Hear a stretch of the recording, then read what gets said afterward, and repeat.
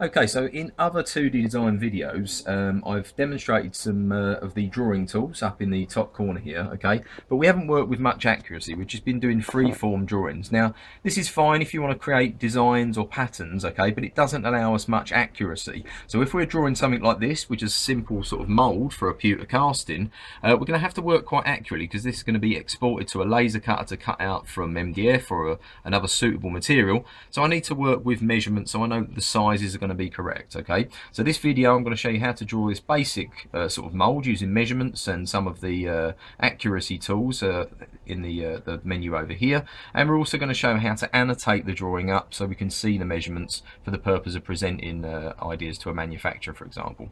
Okay, so the first thing we're going to do is we're going to draw this rectangle. Now you can see the rectangle is set at 50 millimeters by 70. The unit of measurement is always millimeters when we're using this program.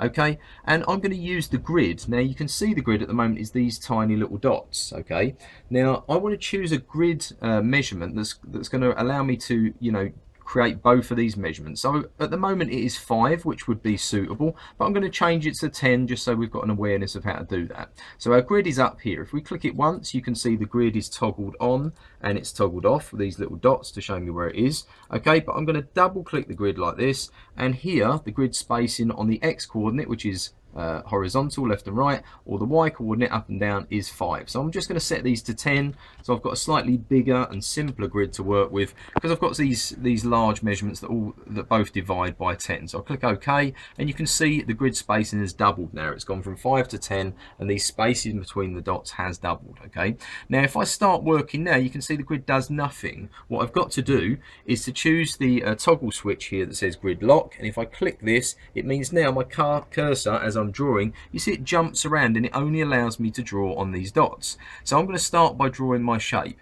Now when I draw my shape, it starts appearing on the screen, but down the bottom of the screen down here we can see the measurements coming up. Okay, so as I go to the right, you will see that first measurement there is changing, and I'm going to get it to 50 as I've got on my original drawing, and as I go down it's a minus number because I'm going downwards like this, and I'm going to try and make it 50 by 70 like this. So I click OK, and that is my shape drawn at the correct angle and the correct size. Okay, now what we're next going to do is we're going to try and draw this circular piece. Now I've placed this exactly in the center. If I want to place items in the center of a drawing, what I'm going to do first of all is draw myself a line going from one side to the other.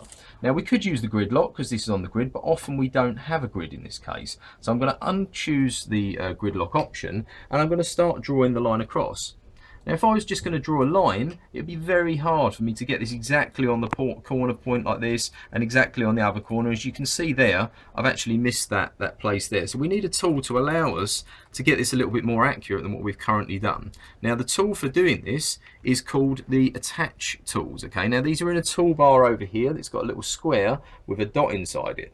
If I double click on this, it allows me to attach to certain points of lines. Now I don't want construction points, I don't want midpoints, but I do want to find the end points because I want to find the end of this line here and the end of this line here, so I can draw a line across and then find a middle point.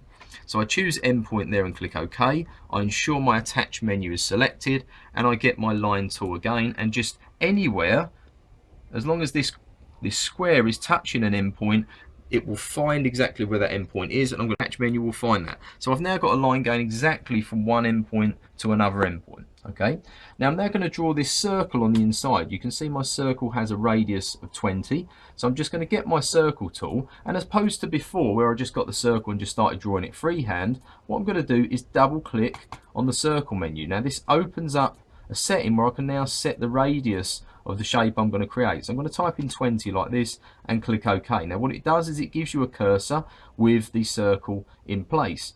Now if you remember before, I was attaching to endpoints, so if I want to put this in the middle, it's not going to work. It's going to want to put it here or at the end point of one of these lines. So I'm going to go back to the attach menu over here and make sure this time I've selected midpoint of a line or midpoint of an arc, and I click OK. Now when I hover somewhere near the center of this shape and click, it will move it and place it exactly in the middle, and I just have to click one more time to set my square in place.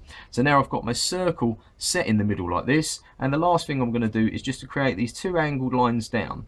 Now you can see I've got a little point just on the screen here, which is like a little dot. Okay, now these are called construction points. These are very useful because they allow me to break down a shape into many different sections so that I can get accurate placings for lines or for measurements. Okay, now the construction point tools are located over here. It says construction point or const point, and I'm going to select this and again double click the menu to ensure this opens up. I'm going to set this to 10 millimeters, which means when I click OK, if I click near to the end of a line, it will give me a construction point 10 millimeters in from one side, and if I click to the other side of the line, it will find that 10 millimeters in. So this is placing these 2 points like I've got on my mold drawing over here. Okay, I'm just going to get rid of this line in the middle because we don't need this anymore, but I'm going to draw a line coming down here. Now in order for me to attach to these lines, I'm going to be using my attach tool again. So I select the line tool up here and go back to my attach menu. This time what I'm attaching to obviously is construction points that I've just drawn. So I'm going to select this and deselect the midpoint there, and I'm going to start drawing the lines down. Now if I click this, it will obviously attach and it will draw anywhere on this line, okay? But I want this to be at an angle, okay? The angle I've set here is about 20 degrees. So to draw lines at an angle, we can use this tool over here, radial lock.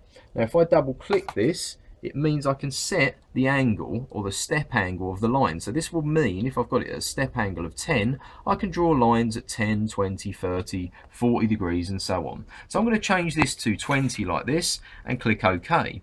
Now when I start drawing on my construction point, okay, so I'm going to attach to it first of all, and then I'm going to put the radial lock on and turn the attach off, and it just means I can now be sure that this is a 20 degree line and this is 20 degrees further and so on. It moves around in increments of 20 like this. So I'm going to draw one line 20 degrees going down like this, and I'm going to go to the other side using the attach menu again to find the starting point, and then turning off the attach and turning the radial lock on to get another line coming down at 20 degrees in the other direction.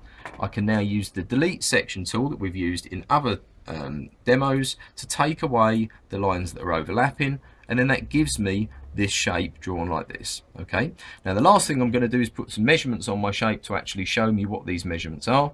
So the measurement tool are in this menu here which says dim lines or dimension lines. So first of all I'm going to choose the one here that says R, which is radius, and I'm just going to click the circle in the middle, and that tells me the radius of that is 20 millimeters. Okay, I'm then going to show the vertical dimensions, which is going down. So I'm going to hold down on the dimension line tool and look for the one that says vertical dimensions, and then I'm going to draw the line here.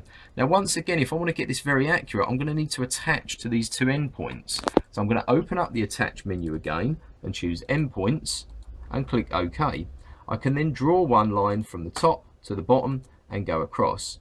Now one last measurement is the horizontal measurement here, so I'm looking for my dimension lines again. I'm looking for horizontal dimensioning going left and right, and I'm going to put one more measurement in just going across the top here to show me the size. So this has got my overall sizes for my mold here. I could go further and put the angles on here. There obviously is an angle measurement tool in here, or I could give the measurements here, but I'll leave you to explore some of those other tools again.